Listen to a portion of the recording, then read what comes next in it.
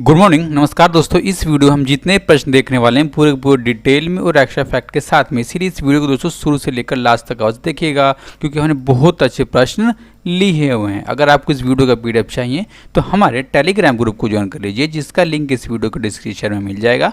आप वहाँ से आसानी से डाउनलोड कर पाएंगे। चलिए देखते हैं आज की वीडियो का पहला प्रश्न।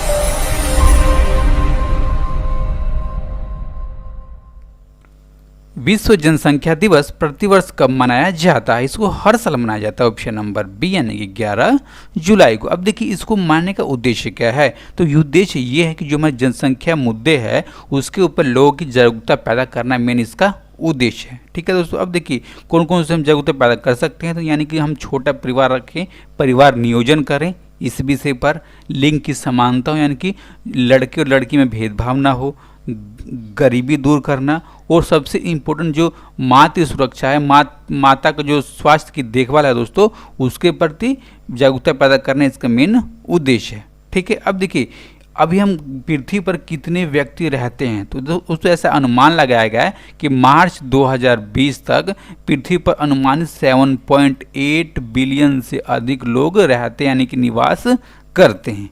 ओके दोस्तों, आपने इस प्रश्न को देखा।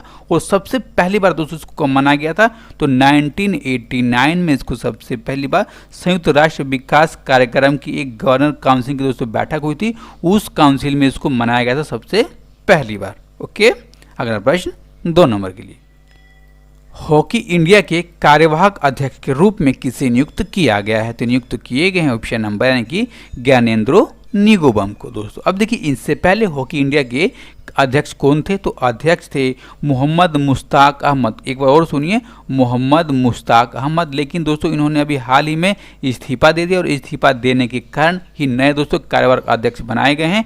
कौन है? ज्ञानेंद्रो निगोबम दोस्तों। ठीक है, अब देखिए ये हैं कौन, तो दोस्तों ये रहने वाले हैं मणिपुर के, और मणिपुर में दोस्तों एक अखबार आता है मेयम नाम का। कौन सा? मेयम नाम का अखबार आता है, और उसके ये संपादक के रूप में भी इन्होंने काम कर चुके हैं। ठीक है, 2009 से लेकर 2014 तक ये जो मणिपुर की हॉकी है दोस्तों, उसके सीईओ के पद पर भी ये काम कर चुके हैं, तथा 2014 से लेकर के 2018 के बीच में दोस्तों जो मणिपुर हॉकी है उसके उपाध्यक्ष के रूप में भी ये काम कर चुके हैं। आपको दोस्तों इतना याद कराऊंगा। अब देखिए जो हॉकी इंडिया है इसका मुख्यालय कहाँ है, तो इसका मुख्यालय है न्यू दिल्ली में, तथा इसके महासचिव हैं मैं प्रेजेंट टाइम पर राजिंदर सिंह। कौन? Rajinder Singh. Okay, next question.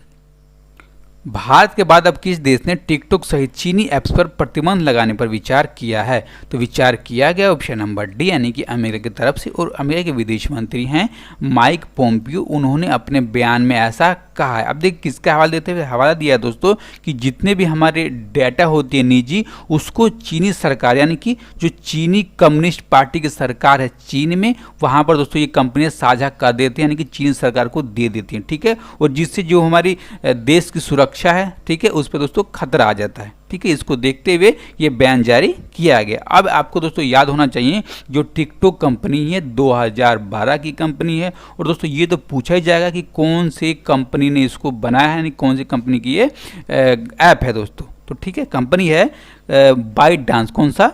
Bite dance नाम की कंपनी। दोस्तों आप इसको याद कर लीजिएगा। ओके, हम जानेंगे इसके बारे में, तो जानेंगे हम अमेरिका के बारे में। जो अमेरिका है इसकी राजधानी कहाँ है, तो वाशिंगटन डीसी। इसके राष्ट्रपति हैं डोनाल्ड ट्रंप, हाउस स्पीकर है नैन्सी पेलोसी, और मुद्रा कौन सी दोस्तों? यूनाइटेड स्टेट का डॉलर इस पर मुद्रा चलती है। ओके, नेक्स्ट क्वेश्चन देखते हैं 4 नंबर के लिए। पीएम मोदी ने किस राज्य में एशिया की सबसे बड़ी सौर ऊर्जा परियोजना रीवा अल्ट्रा मेगा सौर ऊर्जा परियोजना का उद्घाटन किया है? तो उद्घाटन किया गया ऑप्शन नंबर सी यानी कि मध्य प्रदेश में, और मध्य प्रदेश का एक जिला है रीवा, और रीवा जिले में ही रीवा अल्ट्रा मेगा सौर ऊर्जा परियोजना का उद्घाटन किया गया देश के प्रधानमंत्री नरेंद्र मोदी के द्वारा वीडियो कॉन्फ्रेंसिंग के माध्यम से। अब देखिए ये कितने मेगावाट की परियोजना है, तो 750 मेगावाट की परियोजना है, जिसको 1590 एकड़ क्षेत्र में दोस्तों लगाया जाएगा। ठीक है, अब देखिए जो इसको 3 यूनिट में लगाया जाएगा, और जो 1 यूनिट होगा वो 500 हेक्टेयर में फैला हुआ होगा, और जो 1 यूनिट होगा दोस्तों वो 250 मेगावाट का होगा। आप इसको याद कर लीजिएगा। अब देखिए दोस्तों इसको विकसित किसने किया? तो इसको विकसित करने का काम किया Rewa ultra mega solar limited ने इसको विकसित करने का काम किया। और इस संयुक्त उद्यम है मध्य प्रदेश ऊर्जा विकास निगम लिमिटेड और सौर ऊर्जा निगम ऑफ इंडिया का दोस्तों एक संयुक्त उद्यम है ये रीवा अल्ट्रा मेगा सौर ऊर्जा परियोजना। इसको आप याद कीजिएगा। और इसको बनाने में 138 करोड़ रुपए की लागत आई है। कितनी? 138 करोड़ रुपए की लागत आई है। अब देखिए इसको लगाने से फायदा क्या होगा दोस्तों? फायदा ये होने वाला है कि 15 लाख टन कार्बन डाइऑक्साइड दोस्तों जो होता है उसका उत्सर्जन नहीं होगा। ठीक है, यानी कि दोस्तों हम नवीकरणीय ऊर्जा का उपयोग कर रहे हैं तो इससे दोस्तों CO2 का उत्सर्जन नहीं करने की उसकी पोल्यूशन नहीं होगा। ठीक है, अब देखिए दोस्तों इससे फायदा क्या होने और क्या फायदा होने वाला है? तो फायदा ये होने वाला है कि दूसरे राज्यों को अगर ऊर्जा की आवश्यकता होगी तो यहाँ से दोस्तों पावर को भेजा जाएगा बहुत आसान तरीके से। ठीक है, अब हम जानेंगे मध्य प्रदेश के बारे में। जो मध्य प्रदेश है दोस्तों इसकी राजधानी कहाँ है? तो इसकी राजधानी है भोपाल। इसके बाद इनके चीफ मिनिस्टर हैं शिवराज सिंह चौहान। इससे गवर्नर हैं लालजी दास टंडन। और इसकी पार्लियामेंट में सीटें हैं राज्यसभा की 12 और लोकसभा की 29। ठीक है, अब देखिए राज्य कब बना था? तो 26 जनवरी 1950 को ये राज्य बना था। और ये मध्य प्रदेश उच्च न्यायालय के अंडर में आता है। और इसके पहले टाइम के चीफ जस्टिस हैं अजय कुमार मित्तल। और मध्य प्रदेश के राज्य के डांस क्या है? माछ, जानवर बारहसिंगा, पक्षी भारतीय फ्लाई क्राफ्टर, फूल सफेद लिली का फूल और फल है दोस्तों आम। ओके, अगला प्रश्न देखते हैं। इसरो ने PSLV पर अमेजोनिया 1 पृथ्वी व्ययशाला उपग्रह को प्रक्षेपित करेगा। जो अमेजोनिया 1 उपग्रह है किस देश का है दोस्तों? ये देश है ऑप्शन नंबर सी यानी कि ब्राजील का है। और इस उपग्रह को पूरा का पूरा ब्राजील में ही डिजाइन किया गया है, असेंबल किया गया है और इसकी टेस्टिंग की गई है दोस्तों। अब देखिए ये पहला ऐसा पृथ्वी अवलोकन उपग्रह है ब्राजील का। कौन सा?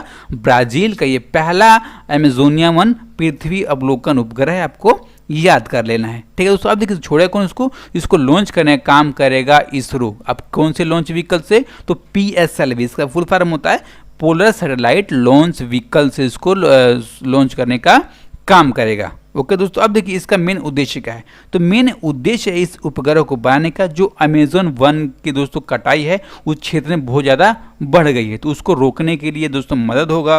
और उसके साथ जंगलों में रह रहकर आग लग जाती है किसके क्षेत्र में? आप सुनते होंगे काफ़ी समय से आग बुझी नहीं दोस्तों, उसको बुझाने का काम किया जाएगा। और कहाँ पर आग लगी है जल्दी से देखने का काम किया जाएगा। और दोस्तों जाओ वहाँ पे फोटो मिलेंगे, जो चित्र मिलेंगे उसके माध्यम से उस क्षेत्र में कृषि और वनस्पति क्षेत्र को बढ़ावा देने में मदद साबित होगा दोस्तों। ठीक है, अब हम जानेंगे किसके बारे में? तो इसरो के बारे में, क्योंकि इसरो इसको छोड़ने का काम कर रहा है दोस्तों। जो इसरो है इसका फुल फॉर्म क्या है? तो इंडियन स्पेस रिसर्च ऑर्गेनाइजेशन। इसकी स्थापना हुई थी 15 अगस्त 1969 को। इसके हेडक्वार्टर है बेंगलुरु कर्नाटका में। इसके पेन टाइम के चेयरमैन है के शिवान दोस्तों। ओके, अब हम देखेंगे अगला 6 नंबर के लिए। His holiness the 14 Dalai Lama नामक पुस्तक के लेखक कौन है? तो इस पुस्तक के लेखक ऑप्शन नंबर यानी कि तेंजिंग गेथियोंग इस पुस्तक के लेखक हैं। अब देखिए ये हैं कौन? तो लगभग 40 सालों से अधिक से ये जो 14वें दलाई लामा है उनके सहयोगी के रूप में इन्होंने काम किया है। ठीक है, अब देखिए कौन से पब्लिकेशन से इसको लॉन्च किया जाएगा? तो रोली बुक पब्लिकेशन से इसको लॉन्च किया जाएगा और इसी साल अक्टूबर 2020 में। ठीक है, अब देखिए जो दलाई लामा की 85वां जो जयंती गई है उस जयंती के उपलक्ष्य में जो इसके प्रकाशक और पुस्तक का कवर है इसको दोस्तों घोषणा की गई है, लॉन्च किया गया है। ठीक है, अब देखिए इस किताब में किस बारे में लिखा गया है? तो दलाई लामा यानी 14वें दलाई लामा है उनके बारे में पूरी डिटेल में लिखा गया है। और इसमें 400 से अधिक ऐसे चित्र, ऐसे फोटो का उपयोग किया गया है जिसने आज तक विश्व में किसी ने भी नहीं देखा। और कैसे रहते हैं, कैसे अपना जीवन व्यतीत करते हैं दोस्तों, और अनछुए पहलू को भी इसमें लिखा गया है 14वें दलाई लामा के बारे में। अब देखिए दोस्तों जो दलाई लामा होते हैं दोस्तों ये है क्या? तो दोस्तों जो दलाई लामा है ये एक पद है, ना कि किसी व्यक्ति का नाम है। ठीक है, और दोस्तों इस पद पर कायम होने वाले ये 14वें व्यक्ति हैं। ठीक है दोस्तों, आपको याद कर लेना होगा। अब देखिए इनको 1989 में नोबल शांति पुरस्कार दिया गया था दोस्तों। कब? 1989 में नोबल शांति पुरस्कार दिया गया था 14वें दलाई लामा को। ओके, अब देखेंगे दोस्तों अगला 7 नंबर के लिए प्रश्न। गूगल ने अपने social networking platform Google plus को किस नाम से दोबारा लॉन्च किया है? तो इसको लॉन्च किया गया ऑप्शन नंबर ए यानी कि करंट के नाम से इसको दोबारा लॉन्च किया गया। और दोस्तों इसको जब डाउनलोड किया जाएगा ये गूगल प्ले स्टोर पर अभी उपलब्ध है और एप्पल स्टोर पर भी ये उपलब्ध है, वहाँ से आप डाउनलोड कर सकते हैं। अब देखिए इस ऐप में इस साइट पर मिलेगा दोस्तों, इस साइट पर मिलेगा कि आप अपने फ्रेंडों से जुड़ सकते हैं बहुत आसान तरीके से, अपने डॉक्यूमेंट साझा कर सकते हैं और चैट भी कर सकते हैं इस ऐप के माध्यम से, इस वेबसाइट के माध्यम से दोस्तों। ठीक है, अब देखिए जो गूगल प्लस है दोस्तों, इसको बंद करने का मेन कारण क्या था? मेन कारण था दोस्तों कि इसके ऊपर बहुत कम लोग थे, यानी कम लोग इसका उपयोग कर रहे थे और काफ़ी ज़्यादा बग इसमें मिल गया था। ठीक है दोस्तों, बग मतलब क्या होता है कि इसमें जो खामियां होती हैं, खामियों को बग कहा जाता है। ओके, हम जानेंगे दोस्तों किसके बारे में, तो गूगल के बारे में, क्योंकि गूगल का ये तो प्रोडक्ट है ये। तो गूगल दोस्तों स्थापना कब हुई थी? 5 सितंबर 1998 को। किसने की थी?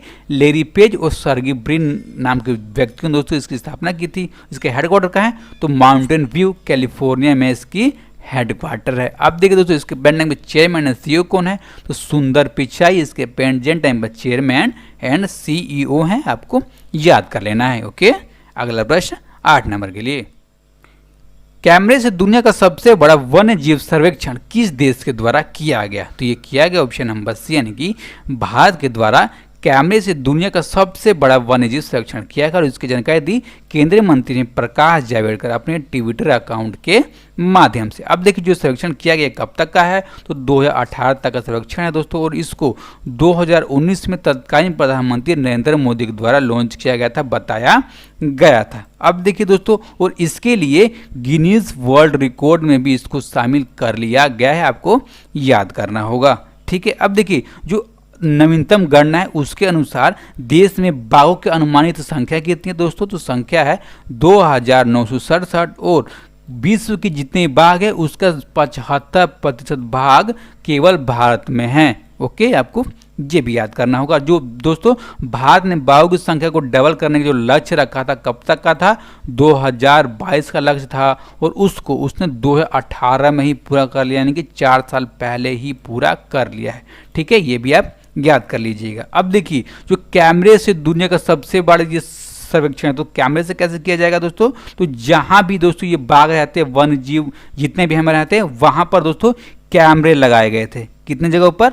तो 26,838 स्थानों पर दोस्तों कैमरे लगाए गए थे। और जो भी वन्य जीव यहाँ से आसपास में जाता था तो ये फोटो ऑटोमेटिक खींच लिया करते थे ये कैमरे दोस्तों। और इन कैमरों को एक सॉफ्टवेयर के माध्यम से दोस्तों पहचाना गया कि कौन सा बाघ, कौन सा जीव कितनी बार आया गया दोस्तों, उस पर पहचान कर बताया गया कि एक बाघ 10 बार गया था, 20 बार गया था, और उनको एक बार काउंट किया गया है। ठीक है दोस्तों, आपको ये भी याद कर लेना है। ओके, हम जानेंगे कौन सा 9 नंबर के लिए प्रश्न।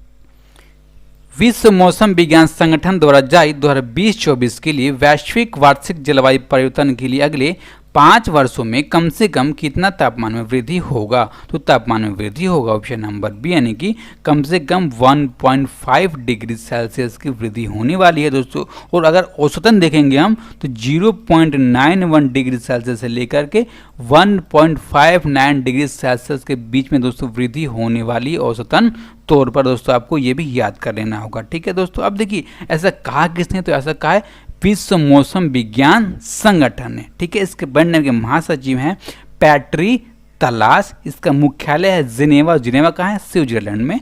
और इसके दोस्तों सदस्य देश कितने हैं? तो 187 इसके सदस्य देश हैं। ओके, अब हम देखेंगे दोस्तों लास्ट प्रश्न 10 नंबर के लिए। किस राज्य के पूर्व स्वास्थ्य मंत्री डॉक्टर सुरेश अमनोकर कोविड-19 के खिलाफ लड़ाई हार गए हैं? दोस्तों लड़ाई हार गए हैं ऑप्शन नंबर बी, यानी कि पूर्व में स्वास्थ्य मंत्री थे गोवा के, और दोस्तों ये इनको कोविड-19 का संक्रमण हो गया था और उससे कारण दोस्तों इनकी मृत्यु हो गई। कहाँ मृत्यु हो गई दोस्तों? तो गोवा में इनकी मृत्यु हो गई थी दोस्तों। ठीक है, अब देखिए ये 2 बार विधायक चुने गए थे। कहाँ से? तो गोवा के जो विधानसभा सीट है दोस्तों वहाँ से चुने गए थे। कब कब थे? तो 1999 में चुने गए थे और 2002 में चुने गए थे। अब देखिए दोस्तों जब ये स्वास्थ्य मंत्री थे तो कब थे? तो स्वास्थ्य मंत्री बने थे 2000 में। किसके सरकार में? तो उस समय मुख्यमंत्री थे गोवा के मनोहर पर्रिकर, और उनकी सरकार में दोस्तों ये स्वास्थ्य मंत्री थे। अब देखिए दोस्तों ये पूर्व में जो भारतीय जनता पार्टी है उसकी गोवा इकाई के अध्यक्ष के रूप में भी इन्होंने काम कर चुका है। ठीक है दोस्तों, आपने इनके बारे में इतना देखा। अब हम देखेंगे जो हमने कल के वीडियो में प्रश्न पूछा था। क्या पूछा था कि विश्व पर्यावरण दिवस 2020 की थीम निम्न में से क्या है दोस्तों? तो थीम है ऑप्शन नंबर बी, यानी कि जैव विविधता, और इंग्लिश में क्या कहते हैं इसको? तो बायोडाइवर्सिटी इसको दोस्तों इंग्लिश में कहते हैं। ठीक है, अब देखिए इस प्रश्न का सही जवाब किसने दिया है? तो सही जवाब दिया है विजय कुमार, कुणाल कुमार सिंह, BRT पटेल और विष्णु पाल। इन सब दोस्तों ने इस प्रश्न का सही जवाब दिया। अब देखिए जो विश्व पर्यावरण दिवस कब मनाया जाता है दोस्तों? इसको हर साल 5 तारीख को मनाया जाता है, कि 5 जून को मनाया जाता है। इसको आप भी याद कर लीजिएगा। ठीक है, अब देखिए आप देखेंगे आज का प्रश्न। क्या आज का प्रश्न? कि हाल ही में जारी टाइम हायर एजुकेशन की एशियाई यूनिवर्सिटी रैंकिंग में भारत में शीर्ष विश्वविद्यालय कौन सा है, यानी कि दोस्तों भारत का नंबर 1 विश्वविद्यालय कौन सा है और इसको कितनी रैंकिंग दी गई है दोस्तों, आप ये भी बता दीजिएगा। ठीक है, अगर दोस्तों इस चैनल पर जो भी दोस्त नए हो, इस चैनल को सब्सक्राइब कर लीजिए, वीडियो को लाइक कर लीजिए दोस्तों, क्योंकि हमें अच्छा लगेगा, हमें मोटिवेशन मिलेगा, तो हम नई वीडियो भी बना पाएंगे। ओके, और अपना ख्याल रखिए। नमस्कार, धन्यवाद।